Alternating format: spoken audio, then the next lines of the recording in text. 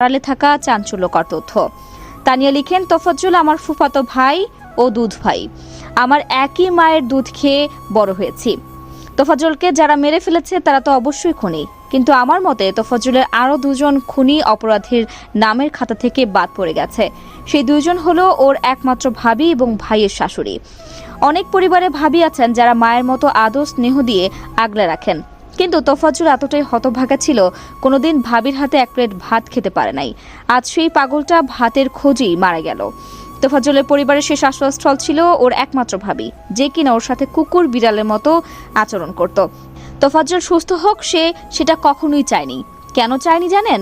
কারণ তোফাজ্জল সুস্থ হলে সমস্ত সম্পত্তিতে ভাগ বসাবে। তোফাজ্জলকে যখন ফজলুল হক হলে ছাত্ররা অত্যাচার করছিল, তখন অভাগাটা নিরুপায় হয়ে ভাবিকেই কল দিতে বলছিল। হয়তোবা ও ভেবেছিল ভাবির মনটা আমার জন্য একটু হলেও কাঁদবে। ওর ভাবি ফোন পে কি করছিল জানেন? সে মোবাইল চোরের বিচার ছাত্রদেরকেই করতে বলেছিল এবং এটাও বলেছিল যে তাকে যেন এ ব্যাপারে আর ফোন না দেয়া হয়। এই বলে রাতে ফোনটা বন্ধ করে ঘুমিয়ে গিয়েছিল। তোফাজ্জলের বড় ভাই যখন রাজারবাগ পুলিশ হসপিটাল মৃত্যুশয্যায়, তখন ভাইয়ের সেবা যত্ন তোফাজ্জল করত। ওই সময় ওর ভাবি এবং তার মা কতটা মানসিক টর্চার করত আমি তার জলজান্ত প্রমাণ। তোফাজ্জল কখনো যদি ক্ষুধার জ্বালায় ভাবির কাছে এক প্লেট ভাতের আশা যেত, গ্রামের বাড়িগুলোতে যখন পাগলা কুকুর বাড়িতে ঢুকলে লাঠি দিয়ে তাড়া করত, ঠিক ওর ভাবিও সেম কাজটা করত ওর সাথে। তোফাজ্জলের ভাই পুলিশের এসআই ছিল, যে জীবিত অবস্থায় মোটামুটি ভালো একটা সম্পত্তি রেখে গেছেন, যেটার পরিমাণ কয়েক কোটি টাকা, যেমন পেনশন, 3টা জীবন বীমা, এফডিআর, চরদুয়ানি ব্রিজের পাশে 2-3টা দোকান, নাসির ভাইয়ের কিছু পার্সোনাল জমি রাখা তার বাবার সম্পত্তি।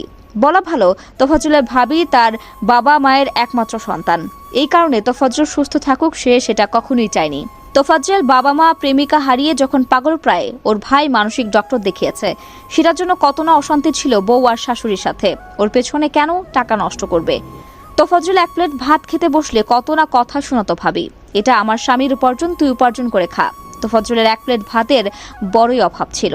ওর ভাই যখন রাজারবাগ পুলিশ হসপিটালে ভর্তি, আমি প্রায়ই রান্না করে নিয়ে যেতাম ভাইয়ার জন্য।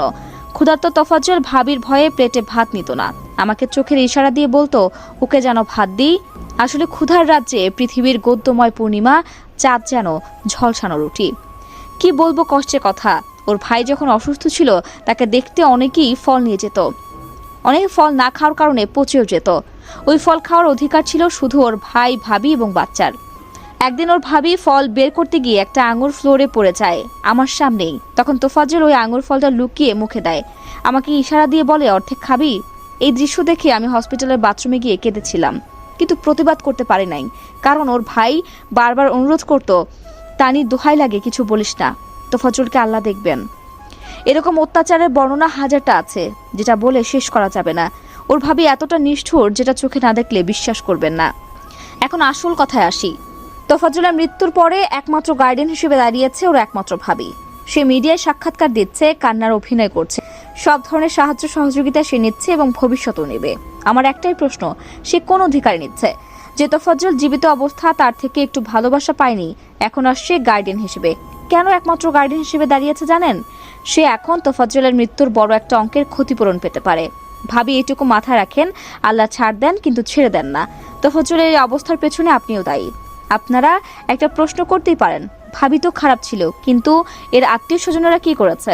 হ্যাঁ মানছি, ভাই ওর যতটুকু ভালোবাসার যত্ন দরকার ছিল ততটুকু দিতে পারেনি, কিন্তু আমরা চেষ্টা করেছি ওকে ভালো রাখার। তাই দয়া করে কোনো মিডিয়া পার্সন বা কোনো সংস্থা ওর ভাবিকে তোফাজ্জলের মৃত্যুর ব্যাপারে কোনো কাজে লাগাবেন না। তোফাজ্জল আর ফিরে আসবে না। ওর মৃত্যুর ক্ষতিপূরণ, কোনো সাহায্য সহযোগিতা ওর ভাবি বা আমরা আত্মীয় স্বজন যারা আছি কারো দরকার নেই। কেউ যদি কিছু করতে চান তাহলে ওর উদ্দেশ্য করে মসজিদে মিলাদ পড়িয়ে দিয়েন, যার জন্য তোফাজ্জলের আত্মা শান্তি পাবে। বা হাজারো অসহায় তোফাজ্জলের রাস্তায় ঘুরে বেড়ায় এক প্লেট ভাতের জন্য, এটা তাদের পেছনে ব্যয়